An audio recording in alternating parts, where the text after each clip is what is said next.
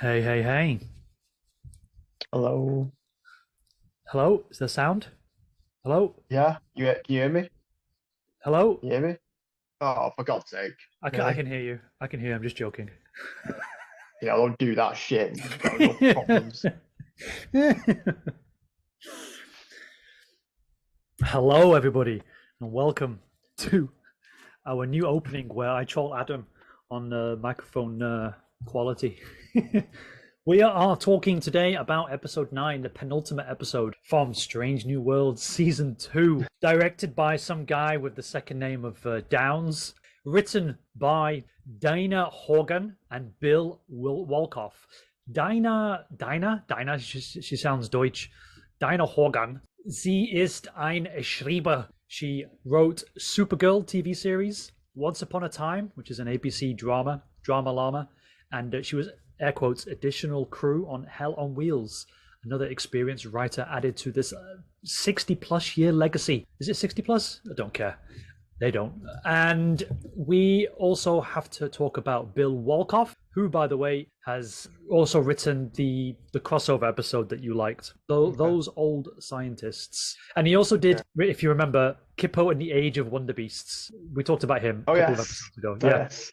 And The Man Who Oh, the Fell age of to Buffy. Earth. Awesome. Awesome Yeah. stuff.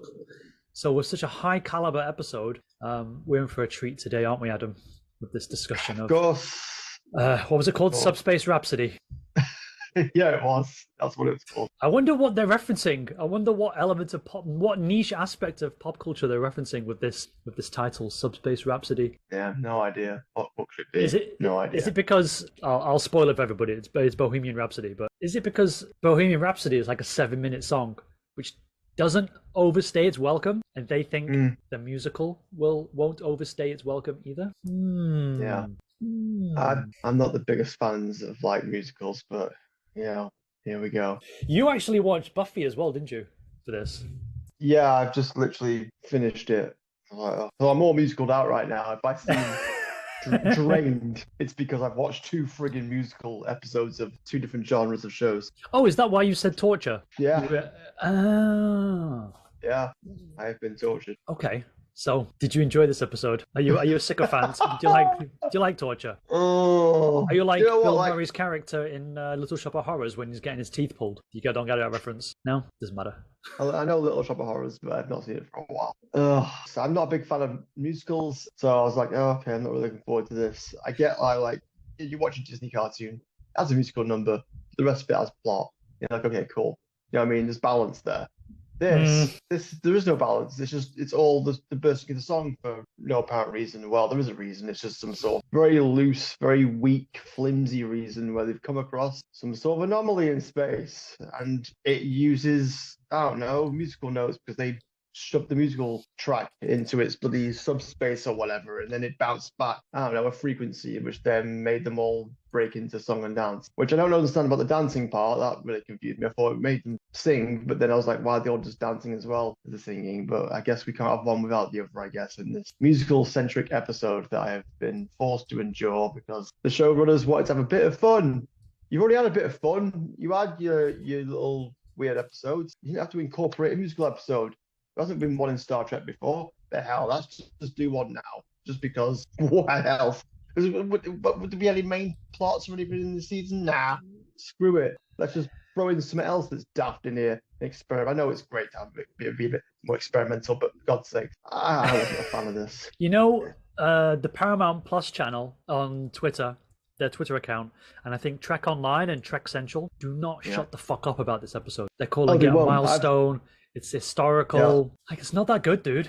Why do you keep talking No, about I it? Fuck I off. read just a few short things about what the reviews were like and stuff like this, and obviously everyone's like giving themselves bloody hand jobs over it. Like seriously, it's why I get it. Like people like musical theatre, and so but then this is supposed to be a science fiction show. Bring me some science fiction into the show. We barely had any, and now you're shoving in a different genre into this. Just it's just annoying. Like if this show has had like several solid episodes so far, you could probably forgive this to be shoved in there. Like okay then, fair enough. But we haven't had any solid episodes recently. They've all been pretty dire. They haven't been great. Like I liked the crossover episode because it was a bit of fun, but that was because it had two different, the same shows, having a crossover. It's like acceptable. It's like a crossover episode, bit of fun. But then every episode, even before that, it hasn't been great. And we said this at the beginning, the season hasn't been great. It hasn't started great. It continues on this downward trajectory of just spiraling out of control. And I'm just like, and now we've got this. And now everyone's like buzzing over it. And because of that, the cast and crew have got like backgrounds in song and dance. I don't give a shit. I don't care. Like, you signed on for a science fiction show, which is Star Trek. I don't care about your little passion projects and like want to sing and dance. That isn't what this is about. This isn't what the fans want. This isn't what like people who love Star Trek want to watch. When do you put this on the TV and someone just walks in the room and you just see like half the cast of the bloody Enterprise jumping around, dancing and stuff? Someone who's not watched the show before is going to be like, "What the hell are you watching, dude?" "Oh, I'm watching Star Trek." And they're like, "Is this Star Trek?" They're going to be looking at you like you're a crazy person. Operative words there after a little rant is theatre. You said musical theatre. People like musical theatre. Theatre being a place you go in private with a bunch of other people who enjoy musicals. Sit in there. That's why theatres are not cinemas. They're separate because not everyone likes fucking theatre. And certainly not everyone likes a fucking musical theatre. Put it in there. They should do it on stage. The only musical I've ever liked in the last probably 10 to 15 years is the Dayman song. The Dayman episode from It's Always Sunny in Philadelphia. That's the only musical I'll watch over and over again because it's so good, so well written. Yeah, it's well written. It makes sense in conjunction with the characters because they're all fucking batshit. Charlie just writes songs. So there we go. There's a background there already. So there's history and there's reasons for why it's happening, not just a flimsy bullshit reason where they've come across some anomaly in space. There was a reason in the Buffy episode. Like, the Buffy had several seasons. This was their 6th season that they decided to have a musical episode. And they came across a demon that was summoned that deals in, like, song and dance and stuff like that. And it's like, yeah, because demons throughout history have been known to lure humans and seduce them with different things like that, with, like, songs and dance. So it makes fucking sense. This was just there just because they wanted to have a little bit of a musical episode, because they wanted it. That's why. There was no rhyme or reason for it. It was just like, oh, we want a musical episode. Fuck it. And they found an anomaly in space. And that was it. And then after that, it'll never be mentioned again. Just like every previous episode before that came it. None of the events will matter. Like Lana and Kirk. That didn't matter in this episode either. It all just culminated in them two just being like, yeah, I've got a girlfriend somewhere else, and she's up the door. So that's the end of that. So there's no point in that either. That's Carol Marcus from The Wrath of Khan. Yeah. If you didn't know. Yeah, I looked it up. I was like, who's this? And I was like, oh, okay, great. There was little to no point then, and now you've just ruined that episode for me. That was an all right, decent time episode. So there's going to be no. Go on. No, I was going to say, I don't understand how Kirk knows, because in The Wrath of Khan, he didn't know he had a son. Oh, yeah. Damn. He must do. I don't know. Damn it, I need to check. I'll put a little note over the screen to say I'm a moron. I should know my canon on a fucking tertiary character from one movie. Oh, I'm so bad. Anyway, it's okay. Yeah, the Lana and the Kirk thing is pointless, but somehow this still matters when Kirk meets Khan, the real Khan. So Lana, Khan, yeah, he meets Khan in a couple of years from now. There's this book cover, this fake book cover that's been memed around. I'll send it to you and I'll put it on the screen. I think I've seen in the edit, and it's Captain Kirk and Pike on the front cover, and the name of the book is "Why Are You Always on My Ship?" Right, I've not seen that now. Like, you didn't see that in Next Gen. You didn't see that in DS9, and certainly not Voyager. Like, why are random officers on the Enterprise?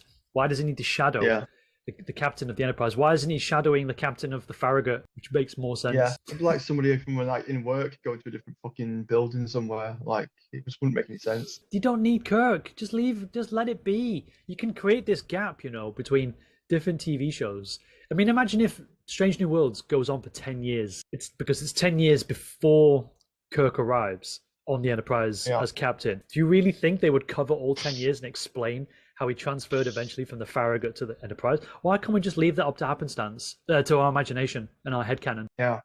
The more you explain everything, the more shitty it is for everybody, because you're thinking of something probably better. You'll never meet a fan's expectations, so just leave it. He probably wanted to be in the Singy Songy episode, so just to shove him in there for that. So what are your thoughts with watching Buffy and then Strange New Worlds? Like, what are the biggest qualitative differences? Buffy there's too many songs in that one as well, but at least, like I said, there's like it went 6 seasons, and then they decided to try this out, like, throw it in there, and it's like, okay. I'd say that the songs are probably a bit more well written. The musical tastes and stuff and genres back then were a bit. It just seemed less cheesy, less corny, even though it's like years and years old. It just seemed more, I don't know, it seemed more organic the way it was happening. Plus, I get the whole demon thing. Like, demons have always been sort of intertwined with music and stuff like that. So I sort of get that sort of connection. Whereas with this, I just felt like it was just quickly put together as like a fucking jerk each other, circle jerk project that they wanted to do. Uhura, she was like the main focus of this episode. Again, yeah. Because, again, which it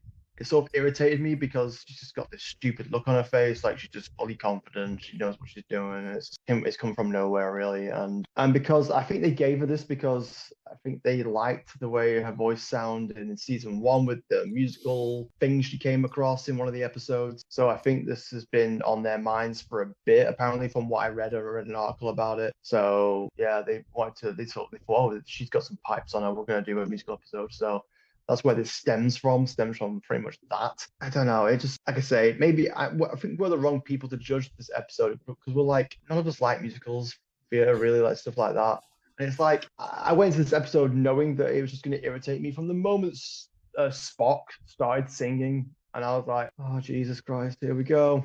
And it just came across so unnatural. And I know that's probably what they're kind of going for, but it was just hard to watch. It was very hard to watch. And then the more it went on, I mean, you got used to it, but then it was like, I don't know, it just seemed it appeared worse. Like number 1 was singing, and it just felt really cringe when she was singing, probably more so than the others. For some reason, I don't know, I got more of a, like, oh, don't stop, please stop. And then she turned off the gravity at one point when she's singing to Lana, and they're both like floating in her office and stuff. And I'm like, what is happening? What is happening? What am I watching? Did you know that this is the longest episode in the season? 62 minutes.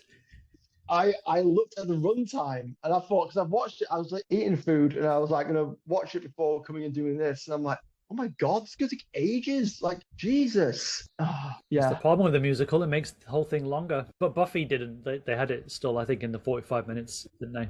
Yeah, they still had it. Yeah, down to the episode. Yeah. There's a bit of trivia here I want to share with you since we're talking about Buffy. It's on the Internet Movie Database. After the first song, while the leadership are discussing the situation, there is an exchange about bunnies. This is a reference to the Buffy musical Once More with Feeling, which has been named by showrunners as the inspiration for Subspace Rhapsody. Yeah. I can imagine as well with the writers, especially with this Dana. Ich heiße Dana. She's a lady, of course, and I bet she was well into Buffy when she was younger. Gotta do a Buffy episode, musical Buffy style episode. Yeah. Did you actually? No, honestly, I've sat through 2 episodes of singing and dancing. I'm just like all fucking musicaled out. I was gonna say, like, have you watched all this episode then? Have you actually sat through this shit? I didn't watch it. You I'm fucking with you. Have you not watched it? You have watched it. No! What the piss, man? What the hell? Why have you not watched it? I was gonna fluke my way through the episode. I saw reviews about it, clips. Oh God! You have to suffer through this as well. Fucking 62 minutes. Fuck that, dude. I watched Foundation instead. I binge watched 4 episodes of Foundation. Oh, great! Bully for you. Yeah, good. Yeah, great. Oh man, I wish you asked me at the end of this review. Fucking hell, I had so much more to say, as though I was fucking a viewer. Oh my God! How can you review an episode when you don't even watched it? Well, if you want to get all deep, you could also take this as like a commentary that a lot of people don't actually watch the things that they talk about. They just react to it and pretend they're actually invested in it. You're meant to be invested in it. I even had a moment to think maybe I should never tell him. Well, I was going to ask. Yeah, but I've been talking about it, so I tried to convince you that I watched it. I watched more of it on your back screen while you were talking than I have actually seen.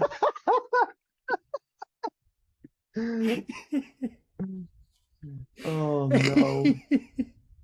No, I Oh, did. no. I did see the clip with the Klingons and the stupid boy band dance, and that annoyed me all by itself because here you had a chance to do something operatic, Klingon operatic, and they didn't. It was just a bunch of like South Korean K-pop dancers. So I know they lame. could have I mean they could have gone all opera-fied, definitely. Absolutely. That would have been more in character with the actual them. The choices of the songs though are like riffs of contemporary Earth songs.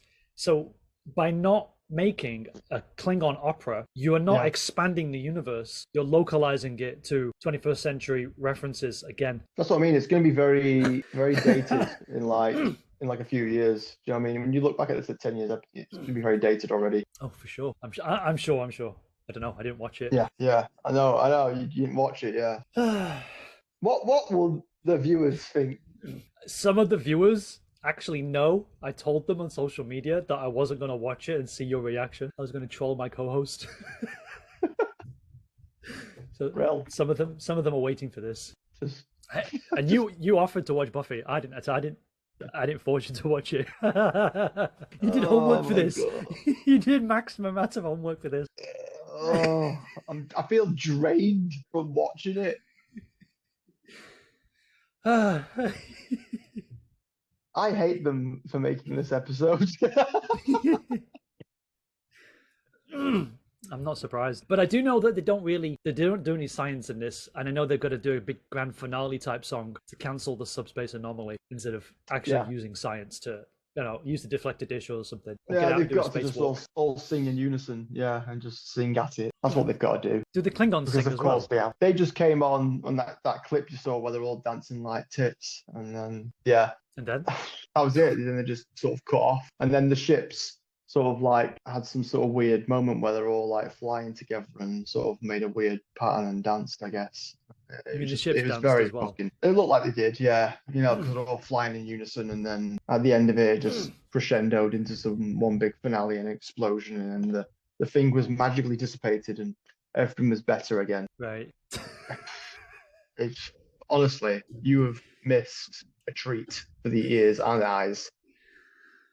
I waited for Nitpicking Nerd to review it. He said it's the worst episode ever. Honestly, I'd say it is. I can't even with this. Like, I'm sure they all love doing it. I'm sure it was a lot of fun, and I'm glad they've got it out of the goddamn system. Because I swear, if they do this ever again, I will not watch another episode of Strange New Friggin' Worlds. I've got a tweet to share with you, so tell me if you agree with this. You might not remember the episode. Random comment on Twitter says, Subspace Rhapsody serves the same purpose in Strange New Worlds that the Naked Time, the Naked Now did in TOS and TNG. Do you remember that episode or episodes? It's one where they get the virus and they all get drunk, and Data fucks Tasha Yar in the TNG version. I think it rings a bell. I think you've mentioned it a couple of times in past things. It's like the second episode of season 1 of TNG. Yeah. Right. I don't remember it, but yeah. He's saying that those two episodes and Subspace Rhapsody are basically forced character exposition through a silly mechanism. Previously a virus that simulated intoxication, now a techno-babble MacGuffin that compels song, also dance, apparently. Even the TNG episode, the Naked Now, it's the second episode and you don't really know who the characters are.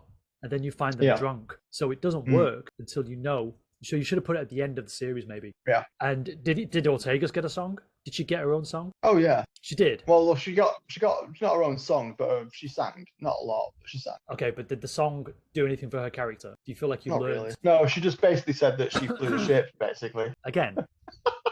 Basically, she's just describing what she does with the ship. That was it. I was like, of course, there's no development here for this character. She just flies the ship all the time. The only pilot. The only pilot, and that's all she does. I liked Lana's good. She's growing on me every time she's coming on screen, so that's good. Chaser fucking really ate her, but now she's growing on me, even with this. Supposedly, she has the best singing voice. I think that she's got a good set of pipes on her. But they concentrate too much on Uhura. Again, I think there was a part of it where Spock was looking for a pattern in the anomaly thing. He couldn't find it. He walked away for whatever reason, and then she found it straight away. She recognized the pattern. She solved all the problems, and that's how she came to the whole solution of how to solve the problem. And I was like, of course, because Well, why wouldn't she? It's annoying because like they're sort of ruining this legacy character as well in a way. Because it's like, what are you doing to her? But anyway, I don't know what else to say about it. I feel defeated by this episode, drained and defeated. I mean, we can wrap this up. We don't have to keep talking about it if you don't want to. But I don't think go on. Well, there's not really much we can say because I'll say what I can say about it, but then of course one of us hasn't watched the damn thing, so can't really bounce off each other because one of us hasn't watched it. I was trying to bounce off you. But yeah, we probably can wrap this up. You can't even give it a goddamn score because you ain't seen it. I can't go first, but I'm happy to go first. Well, I recommend you don't watch it, even though you should watch it out of pure bloody punishment. But if you ask me for my score right now, it's gonna be a big fat 0. I can't.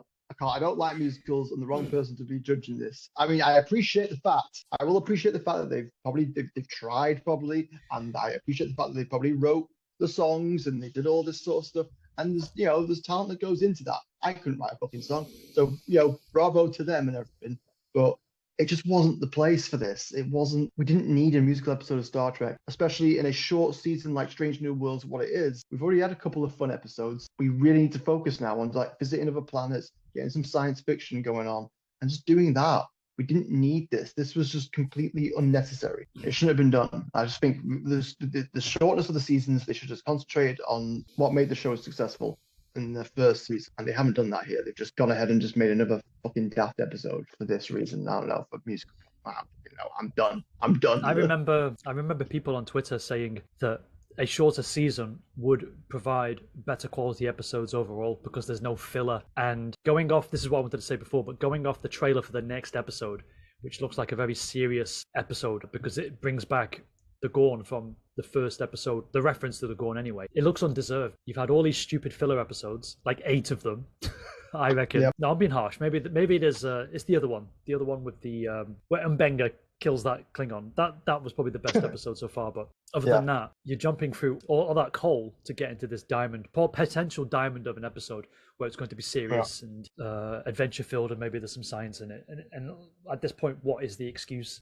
What can defenders of this show actually say when the episodes are just so bland, uninteresting, unexciting, no science? You're not really expanding the universe at all. No. And then the season cliffhanger is supposed to sort of make you wait with bated breath for what will happen in season 3. Yeah, that's what I mean. And we've got to probably wait longer for season 3 because of all the writer strikes and all that other jazz going on in the background. And I don't know, we have 2 different perspectives on this show because you've got you, who's like quite knowledgeable about Star Trek, been a really a hardcore fan. You've got me, a sort of everyday average watcher of the show, right? Like season 1.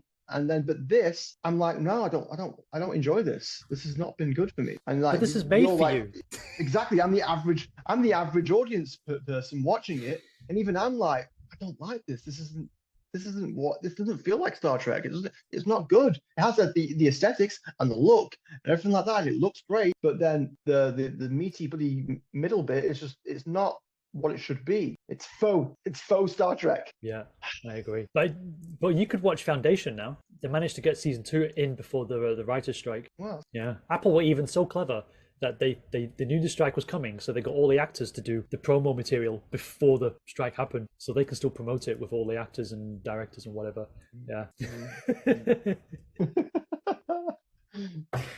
Oh. Right, so your rating is a big fat 0 and mine is just a U, unclassified again. Yeah, honestly, it is sad because I've been serious. Like, it is sad because the cast and that, some of them are really good, and it's got so much potential. This show, so much potential. That's what makes it so like hard to sort of look at, critique, and go, God damn it, I wish this was doing a lot better than what it should be doing right now. It really should. That is so disappointing at the moment. Such a shame. It really is such a shame. It really is. Yeah. That's all I can say about it. There they are, dancing around. That's dirty dancing. You lifted Ortegas up. That's dirty dancing. I'll tell you something. I really like Dirty Dancing. Oh, you do like Dirty Dancing? Yeah. Isn't that strange? What, have you watched it? What, recently have you? I watched it last year with Rhea to show her. Okay. And as a child, I used to watch it with my sister, and once it finished, we used to rewind the fucking VHS and watch it again. How fucking weird is that? You like that? What fucking weird thing is that? Oh. It's just so funny to me. It's because it's set in the no, it's made in the 80s, but it's set in the 50s. And I Yeah. like Patrick Swayze, and I don't know why. It just gets me. It's like I'll happily put that on once a year. I could see myself doing that. So out of character for you. I know. Oh, okay. Just like watching it with my a new sister. one. Yeah. That's a new one. A new one. And they made a Dirty Dancing too, you know, but I never watched it because it has nothing to From all do with accounts, Dirty Dancing. Yeah, from all accounts, it's terrible. Don't bother. But if you go to Netflix, you know the miniseries, how they made this particular movie. You know they did that. Those little documentaries about famous films. The movies that made Yeah. made us, Yeah. right? I think so. One of I think them I've seen is it, Dirty yeah. Dancing, and they explain that the woman who wrote it wanted all of these songs, and she was basically a nobody, and she's asking for all these classic songs that are like heavily protected by copyright, and she got every single one, and everyone was telling her it's impossible. And so the sheer will of determination behind making Dirty Dancing it just elevates the movie, because then you find out that Patrick Swayze fucking hated his co-host, and his co-host hated him. They hated each other, but you can't get a sense of that on screen. They put that shit behind them, and they just did the job. And then I think there was an accident. Patrick Swayze had an accident as well on set. Okay.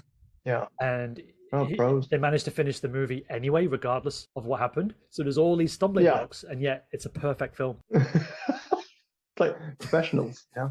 Professionals doing their job. Right. And the woman had, like I say, had no writing credit. She's got no history. She's a nobody. And how did they do it? And even the studio, nobody wanted to buy the script and sell it, make it, except the small company that actually went bankrupt afterwards, because that was their only hit, and they thought they could become a big studio, and all the other movies they made were just wank. So it was their only one, like a one-hit wonder movie studio. Wow. Wow. Yeah, it's worth it. The documentary's worth it, actually. We should have talked about Dirty Dancing instead of this fucking I trite. didn't even know you're a fucking Dirty Dancing bloody fanatic fanboy. I'm not a fan.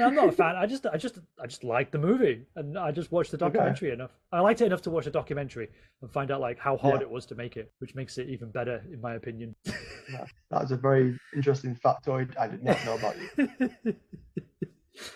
There's probably loads of movies that you didn't know I watched. I just remembered that I've watched as well. Yeah. All right. Thank you, Adam, for torturing yourself through this, and for being a good sport, because I didn't watch it, and I tried to lead you on for the entire run of the Zoom call. I really hope the next episode is better. Please let it be better. I think it will be. Let me just check please. who wrote the next episode. Next one. Hegemony. I don't know the director. And it's written by Henry Alonzo Myers, just him, sole writing credit. And he's done, says he's done 20 episodes, but I mean, let's have a look at what episodes he's done. Oh, 20 episodes, that's all of them. Fuck it, I don't know if he's done everything. Okay. But he's the guy who I mentioned it before, Ugly Betty and CSI. Well, we'll see. We will see. But it's not Davy Perez, I'll tell you that. You know what I should have done? I should have written a song and sung it for this episode as a sound off. Yeah, that'd have been horrible.